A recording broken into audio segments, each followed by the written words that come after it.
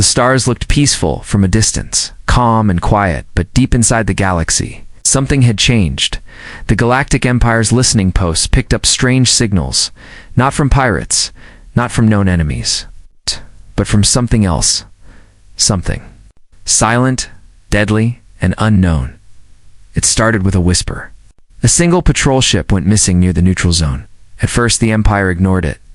Then a second patrol vanished. Then a third. No distress signals. No signs of attack, just silence. The news didn't spread at first. The High Council kept it hidden, thinking it was just an error. But the reports kept coming in. Empty outposts, destroyed ships, fried systems, and every time. One strange detail was the same. There was no evidence of a battle, no signs of weapons fire. Only destruction that seemed to clean, too fast, soon. Whispers filled the military channels. Did you hear about Outpost 17? They say it was taken by ghosts, some say. It was the humans. At first they laughed. Humans. The primitives from Earth. The same species the galaxy once enslaved, bullied, ignored. They hadn't been seen in years, not since their trade ships stopped coming, not since they pulled out of the Interstellar Council. Most believed they had fallen apart, gone silent forever. But then came the video. A damaged drone drifted back to an Empire station. Its memory core was mostly erased, but one image remained. It showed a large black ship, smooth and dark, no markings. The moment the drone saw it, all systems shut down. That one image shocked the command center, because the shape, it matched no known design, but it looked human. And it was hovering over the ruins of Fortress Thale. Fortress Thale was a deep space base protected by 6 defense rings. It was considered unbreakable, yet now it was gone, and no one knew how. The image from the drone spread fast through secret networks. One engineer whispered to another. One soldier told his squad, "Soon." The story spread like a virus across the galaxy. Fear began to grow. Border worlds sent panic messages to the Empire. Are we under attack? Should we evacuate? But the Empire gave no answers. They didn't have any, and that scared them the most. The strange events were not limited to just the Empire. Other galactic powers like the Kroval Alliance and the Sarin Collective reported missing ships and dead stations too, all in silence, all in places where humans had once traveled. Places where no one had expected them to return. And then came the whisper that changed everything. A trader ship, half-burned, limped into port. The captain was shaking, eyes wide, voice trembling. He had no cargo, no memory of what happened. But he kept saying one thing, again and again. There. Back. But that's not all. They're not what we remember. They didn't even fire. They just appeared, and then we were gone. The Empire's top generals held emergency meetings. Their charts showed a pattern, a slow but clear movement across sectors. But it wasn't a fleet, it was small groups. It's maybe 1 or 2 ships. Yet they struck like a storm. Fast, quiet, deadly, and always left behind one thing: nothing. Still, there was no message from Earth, no official statement, no demand, only silence. It was as if the humans weren't trying to conquer, they were just reminding the galaxy of something, that they were still here, that they had not forgotten, and perhaps that they had changed. One ambassador tried to contact Earth, sent 12 messages, all returned unread. On the 13th try, he got a single-word reply. Wait, that was all. One word. It sent chills through the Empire, because everything happening. The fear, the silence, the destruction, it wasn't even from Earth's main fleet. This was only the beginning, just scouts, or experiments, or warnings. And already, the galaxy was shaking. In the dark command chambers of the Empire, the Emperor stood watching the stars. He said nothing but deep in his heart. He remembered a prophecy, one written long ago. It spoke of a time when the stars would scream and humanity would rise again. Not to trade, not to ask, not to beg, but to rule. And now that time had come. The main fleet hadn't even arrived. And yet, the galaxy was already in chaos. Fear spread faster than light across the stars. Worlds that had once stood proud now felt small. And the strongest powers in the galaxy started looking over their shoulders, because if the rumors were true, if the humans were really back then, everything was about to change in the past. The Galactic Empire had ruled through control, through fear, power, and carefully chosen alliances. The Starn Collective had shared weapons and technology. The Kroval Alliance had provided ships and spies. Even smaller empires, like the Dralith and the Tenari, gave tribute to keep peace. Together, they were the strongest force the galaxy had ever seen, but now, those alliances were breaking apart. The Kroval sent a message to the Empire. They wanted to move their fleets home, protect their own borders. The Empire called it betrayal. The Kroval called it survival. The Sarn went silent. They closed their space and recalled all diplomats. They claimed it was for internal safety, but everyone knew what it meant. They were scared. Scared of what they didn't understand? Scared of what was coming? The Dralith leaders held emergency meetings. Some wanted to join the humans. Some believed the humans had found old ancient texts, something lost to time. Others wanted to run. Hide, vanish into unknown systems. No one agreed. No one felt safe anymore. The Tenar, known for their proud warriors, were the loudest. They said, "Let them come. They're only humans." But the next day, a Tenar mining world exploded. From the inside, no warning, no ships, just gone, and a single message was left behind in their own language. You were warned across the galaxy. Trust faded like dying stars. One alliance blamed another. Spy networks collapsed, old trade routes shut down. Each power now only cared about itself. Even the Galactic Empire, the mighty rulers, began to feel cracks. Fleet Command argued with the Council. The scientists argued with the generals. Some believed the humans were using mind weapons. Others thought it was ancient AI. No one had answers, only questions and fear. Reports came from dozens of planets, some tiny, some important human shadows, black ships, strange sounds in the sky. One planet saw its power grid shut down for exactly 13 minutes. When it came back, every screen showed a simple Earth flag. Waving in silence, no one died, no city was destroyed. But that silence was louder than any war cry. The High Council of the Empire sent out a secret order. All forces must prepare, guard every gate, every sky human contact is to be reported immediately, but no one knew who to trust anymore.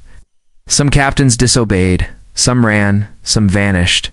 A Sarn commander defected. She sent a message to the galaxy. They are not what you think. They have seen beyond our stars. They know fear better than we do, and they will not stop. Her words were played again and again across shadow networks. Some called her crazy, others called her the first truth teller. But one thing was clear. Whatever the humans were now, they had become more than just a forgotten race. They were something else, and they had no interest in talking. The Empire tried to hold its power, tried to speak strong, but even their leaders had sleepless eyes. The Emperor's advisors now wore armor under their robes, and the Imperial Guard doubled their patrols. No one said it out loud, but everyone felt it. The age of the Empire was ending. What made it worse was the silence. The humans said nothing. No official threat, no demand. No terms of peace. Only their actions spoke. They destroyed nothing they didn't choose. They appeared and vanished like ghosts. And in their silence, the galaxy screamed louder. The Empire finally held a secret council. They invited the last remaining allies, what was left of them, in a dark chamber far beneath the Imperial city. The leaders met. Each of them spoke with fear behind their voices. The Tenari ambassador said, "We must strike Earth now, before the fleet arrives." The Sarn replied, "Strike with what?" "They have already reached our gates," the Kroval said. "Perhaps we should offer peace." But no one truly believed it would work. They weren't dealing with the old humans anymore. They were dealing with something else, something patient, something powerful, and they hadn't even seen the main fleet yet. In the end, the council failed to agree. Each leader left with doubt in their heart. And behind them, the stars watched silently, waiting, because somewhere out there, Earth was watching and preparing, and no one knew when the real storm would begin. but it was coming. And nothing in the galaxy would ever be the same. Fortress Calter stood like a giant in the sky. It was the strongest military station ever built by the Galactic Empire. Hidden inside a spinning storm of plasma clouds, protected by 20 thick defense layers, and armed with more than 200 heavy cannons, every enemy that had ever tried to attack Caltor had failed. Some were burned before they reached the outer ring. Others were lost in the storm itself. Caltor was not just a base, it was a symbol, a message to the galaxy that the Empire was untouchable, but then it vanished. No battle, no warning, no sound. One day it was there, the next it was gone. It began when Caltor received a strange signal, weak, broken, coming from the edge of the storm. Commander Relva stood in the command chamber watching. The readings, "It's a distress beacon," one officer said. "Origin?" Relvas asked. The officer looked confused. "It says Earth, sir." Everyone in the room turned silent. "Impossible," Relvas muttered. "No Earth ships have clearance here." But the signal was clear. It was human. Old-style coding from the Forgotten Earth colonies. Relvas made the call, "Send one scout drone." The drone entered the storm. They watched its camera feed as it moved through fire and plasma winds. Then, blackness. The feed was cut. No explosion, no interference, just gone. Then the lights flickered across Caltor. Every screen blinked, and for just 3 seconds, a human child appeared on every display. She was drawing something, using bright colors. Then the image faded, and the power returned. No one knew what to say. A child? A drawing? In the middle of a war zone? "Lock down all systems." Relvas ordered all ships to full alert, but it was already too late. A shadow passed. Across the storm, the outer sensors didn't pick it up, but the eyes of the crew saw it. A ship not big, not small, just strange, smooth black metal, no lights, no sound. It moved like it wasn't part of this world, then it disappeared again. "Contact it," Relva shouted. No response. Fire warning shots. The cannons lit up the storm with fire, but there was nothing to hit. The ship was gone again, then the lights went off completely. Every system in Caltor shut down power. Weapons, engines, life support, even the emergency lights didn't come on. In the total darkness, the crew began to panic. Some screamed, some prayed, some froze. Then, a voice came through the station's speakers, soft, calm, human. "Caltor is no longer required." That was all, just one sentence. Then the outer walls began to crack, not explode, crack. As if pressure from inside the metal was pushing outward, the air began to hum, and a strange force pulled everything toward the center. Soldiers were lifted from the floor, pulled into the walls. Ships moored inside. The station began to crumble. Not burn, not break, just dissolve. Commander Relvas tried to activate the escape pods. Nothing worked. He looked around and saw his officers frozen in fear, and he realized this was not a fight. This was a message. As the walls closed in, Relvas whispered, "They weren't supposed to be this strong." His voice was the last sound recorded hours later. The Empire sent a patrol to check on Caltor. What they found was shocking. There was nothing. No debris, no floating pieces, no smoke. Only a strange sphere of dark energy, silent and cold. Inside it, one thing floated, a piece of metal. It had a single mark scratched into it, a circle with a line through it, Earth's ancient symbol. The Empire tried to hide the truth, but spies leaked the story. Allies heard, enemies celebrated. Across the galaxy, people whispered the same thing. Caltor has fallen, and Earth did it without a single warship. More systems began to collapse. Other strongholds shut down communication. Every empire, every race, every leader now feared one question. If a ghost ship could erase Caltor without firing a shot, what would happen when Earth sent its real fleet? And still, Earth said nothing. No messages, no threats, no demands, just silence. The galaxy had expected war, but this was something else. This was control, and no one knew how to fight it. On the farthest edge of the galaxy, beyond the reach of most trade routes and patrol ships, a place existed where old stars burned slow and space itself felt forgotten. Few ever traveled there, and those who did rarely returned. But now, strange things were happening in that silent dark, and the galaxy could no longer ignore it. The first report came from a deep space mining ship.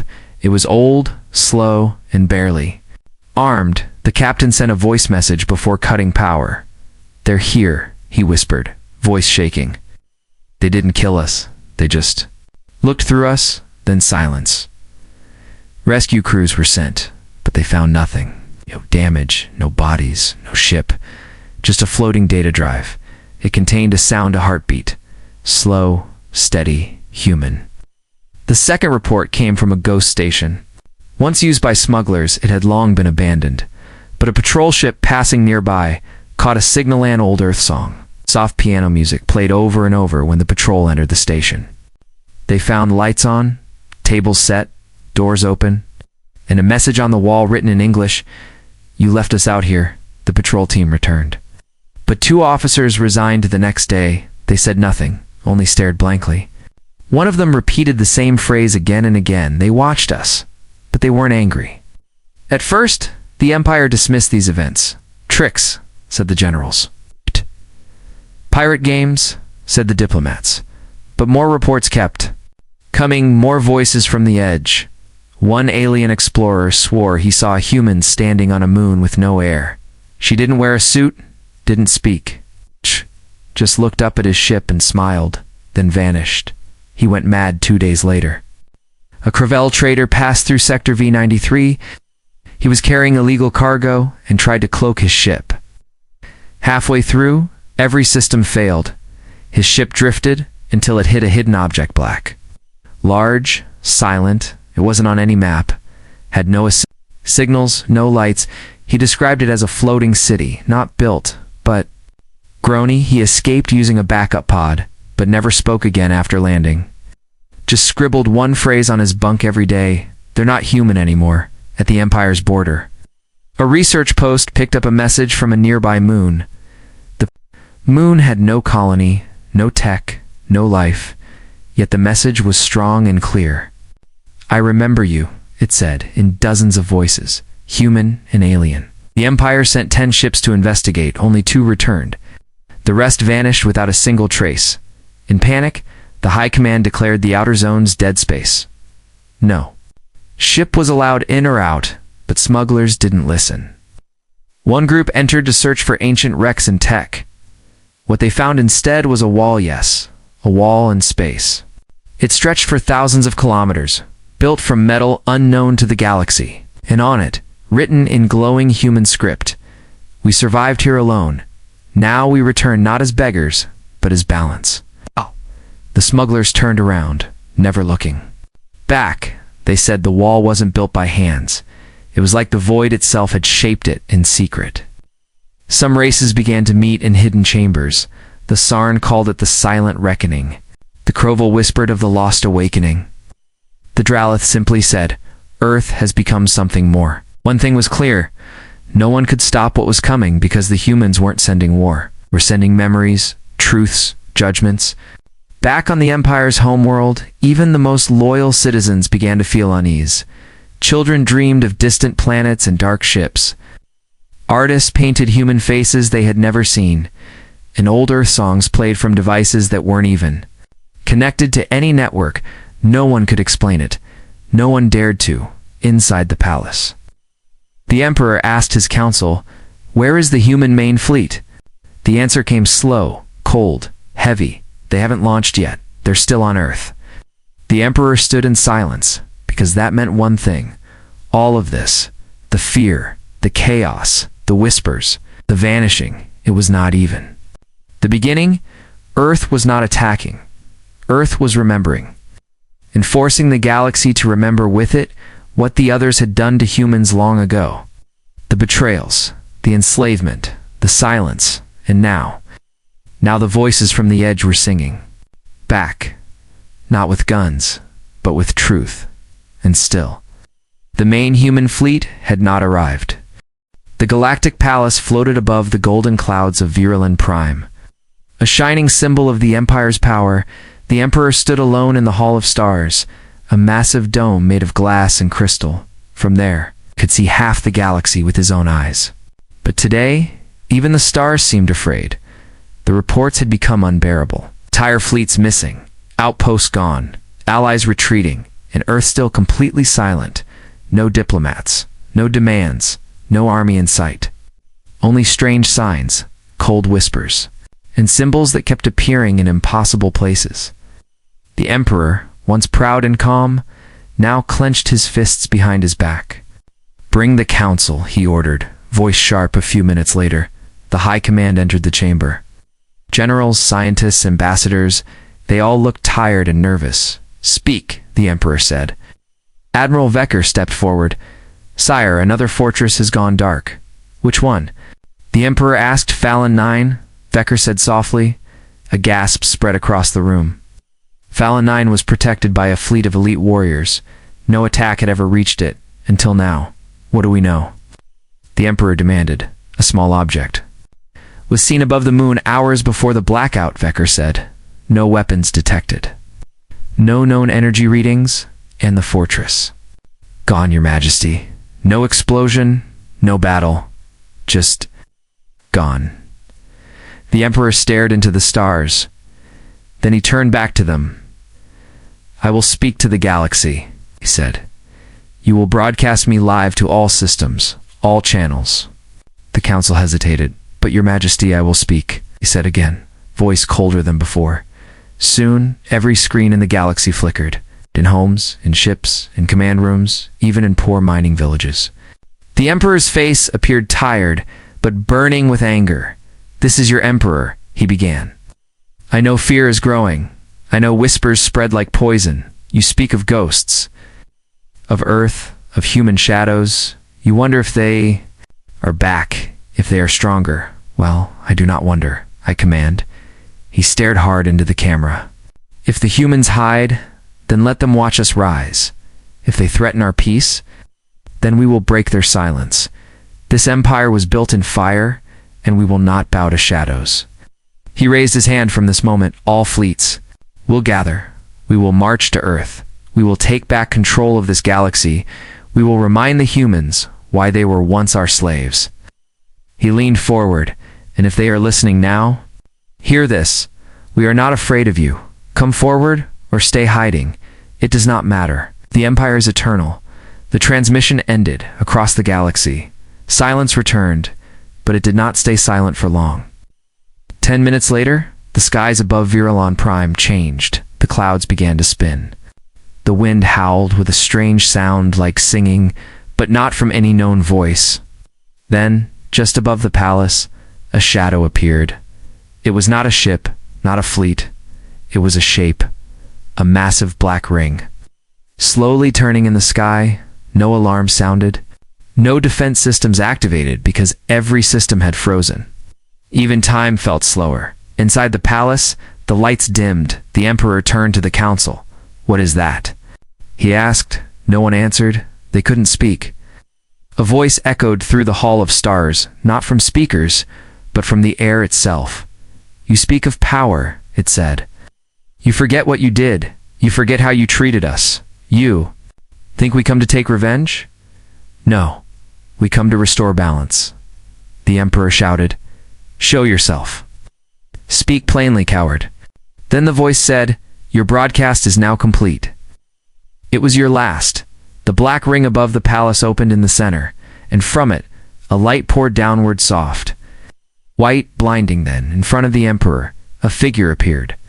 It was human, tall, dressed in silver, face calm and sad. She said nothing, only held up a small device. The stars behind the glass dome shimmered, and suddenly, they changed. Every star turned blue for 1 second, then red, then returned to normal, then the figure vanished.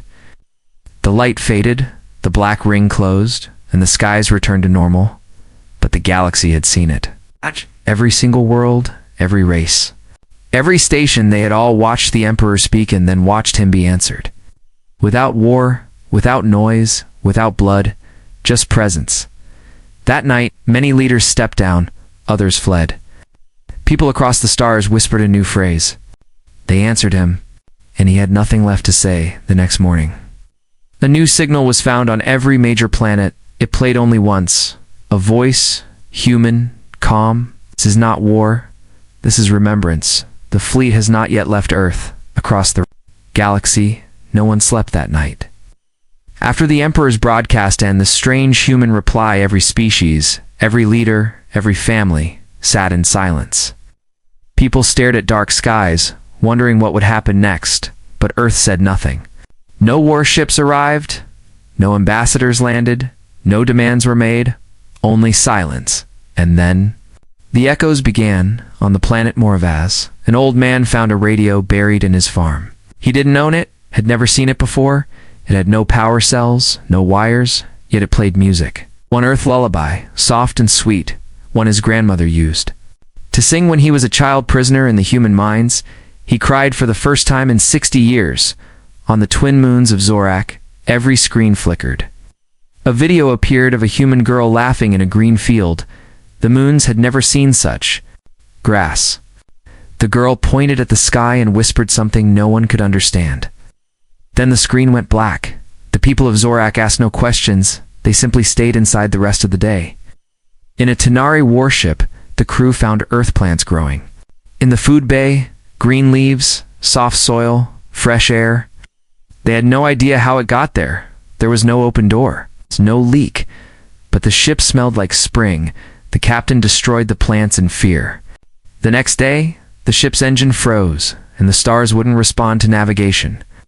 One scientist from the Sarn Collective tried to decode the human signals.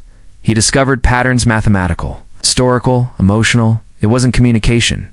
It was memory. The humans were not attacking with weapons.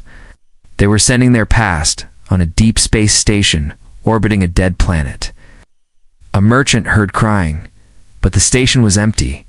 When he followed the sound, he found a hologram of a small, alien child. The child looked up and said in perfect human English, "Where were you when we needed you?" Then it vanished. The echoes came faster now, in art, in dreams, in machines. They weren't loud, they were quiet, slow, and full of emotion. Every echo carried a message. You forgot us, but we remember you. Some planets began to panic. Markets collapsed, fleets refused to launch. Many feared the humans were about to unleash something far worse than war, because war ends, but memories, they last forever. On a quiet moon far from any trade routes, a ship crash-landed. A small team of researchers went to check it inside. They found a metal pod glowing with blue light. The pod opened by itself. Inside was a tree, small, green, healthy, and under the tree, an old Earth book. Its title read, "We Will Grow Again." The message was clear. It had not come to destroy. It had come to remind, to show the galaxy the pain it had been forced to hide, to make others feel what they had ignored. The Galactic Empire tried. To stop the echoes, they shut down networks, blocked signals, punished those who listened. But the echoes kept coming, through dreams, through light, through forgotten machines. No firewall could stop a memory. On Earth, no celebration was heard, no victory speech, no fleet launched. The planet remained silent, but high above, in Earth's orbit, hidden behind black fields of tech and thought. Something vast was waiting. It wasn't a weapon, it was history, stored, organized, prepared. The Sarn tried to send a message to Earth. "We are ready to talk," they said. The message returned unread, followed by a single file, a recording of old Sarn leaders mocking young human diplomats, laughing. As they tore up peace documents now, the new generation of Sarn watched that video in shame. The Kroval sent a gift to Earth. A ship full of gold, art, rare stones. The ship vanished before reaching Earth's orbit. It was found floating near Pluto a week later, untouched, but open. Everything inside was still there. But beside the gold, someone had placed an old human toy, a small wooden figure with one word carved in it. Why? The Empire called for one last emergency meeting, but half the seats were empty. No one trusted each other anymore. Everyone feared what they didn't understand, and the truth was, they had all played a part in Earth's past pain. Above all, the galaxy now knew one thing. The humans had not sent their fleet. They had sent their memories, and those memories were strong enough to shake empires. Because guilt is heavier than any weapon, and silence can scream louder than war. The final echo came to the Emperor himself. In the middle of the night, a soft voice spoke from the mirror. Not loud, not angry, just honest. We begged you to. See us. You chose to forget now. We make sure you never do again. The stars outside the palace window blinked once, and the words disappeared. But their meaning stayed. Earth was not done yet, and the main fleet had still not left. It had been 40 days since the fall of Calder, 30 since the Emperor's broadcast was answered, and 20 since the echoes of Earth began to spread like quiet waves through the galaxy. Now silence ruled the stars, not peace, not war, just silence. Every race, every empire, every station in the galaxy waited for the thing they feared most, the arrival of the main human fleet, but it never came. No ships entered hyperspace. No fleet crossed the neutral zones. No one landed on alien soil with guns or flags, yet every ruler, every soldier, every civilian felt the same cold truth inside their bones. Earth hadn't even started yet on the planet Kravos. An admiral stood in front of his mirror. He had once laughed at Earth's weakness. Now he saw his own eyes shaking. He had ordered 10 attacks in his career. Now he couldn't even raise his voice, because last night he dreamed of a child's handprint on his war table. And when he woke up, it was still there. The Dralith, once proud and cruel, now spoke in whispers. Their council chambers were quiet. The old warriors refused to meet in the open. They had found a message on every one of their shrines. We remember the cages. No one knew how those words got there. The doors had been locked, the buildings guarded, but the message remained. No one dared erase it in the Empire's central command center. Dozens of star maps showed one disturbing fact. The human fleet was still docked on Earth. Not a single capital ship had moved. Not one battle group had activated their cores. The machines slept, and yet the galaxy was trembling. Sensors showed something worse: patterns of light in deep space. Movements of gravity and time near uncharted black zones, one scientist said. Softly, they're not just building ships, they're waking something older. No one believed her, but no one laughed either. On the small planet of Velun, a group of alien children found a book. It was wrapped in soft cloth, left outside their school. The book had no name. But inside were drawings of planets, families, fire, and hope. The last page said, "We are not your enemy, but we will never be forgotten again." The teachers cried when they read it. They taught the children about it that day, about Earth, about the pain that was buried for too long. Velun became the first world to build a statue of peace. It wasn't tall, wasn't golden. It was a simple, human child holding hands with a sarn. Below it were carved the words, "Forgiveness is power." Back on Earth, the skies were calm. The Great Fleet still rested inside orbital rings and deep caverns. Machines the size of cities slept under mountain ranges. AI cores hummed soft lullabies. Soldiers trained, not for invasion, but for remembrance. Earth had already changed the galaxy, and they hadn't even left their own sky. In the deep council of Earth, a voice asked, "Should we launch now?" Another answered, "No, not yet. They are only beginning to understand." Humanity had grown in silence, not in secret, not in fear, but in patience. They had turned their pain into knowledge, their memory into signal, and now the stars finally listened. A trader from the Crovel Alliance visited a peaceful human colony near Mars. He was not arrested, not questioned, not harmed. He was welcomed. He sat with children, shared food, asked questions. Before he left, a girl gave him a stone. Carved on it were the words, "Thank you for seeing us." The trader returned home with tears in his eyes and spoke to his people for hours about what he had seen. A wave began. Worlds started sending small gifts to Earth, not to buy peace, but to show it. Poems, songs, photos, names of those who once hurt humans and now wanted to change. Still, Earth waited. The fleet remained still. Because true strength doesn't scream. It doesn't need to. The Galactic Empire tried one last time. They sent a messenger with full honor. He landed near the Grand Human Archive, a building that held all of Earth's memory. The humans welcomed Him quietly, he asked the question the galaxy had been too afraid to speak. What do you want from us? The answer was simple. We want you to remember us. We want your children to know what was done. We want no more cages, no more chains, no more silence. Then we will be finished. The messenger nodded. He looked up at the sky. Thousands of sleeping warships watched him without moving, and still.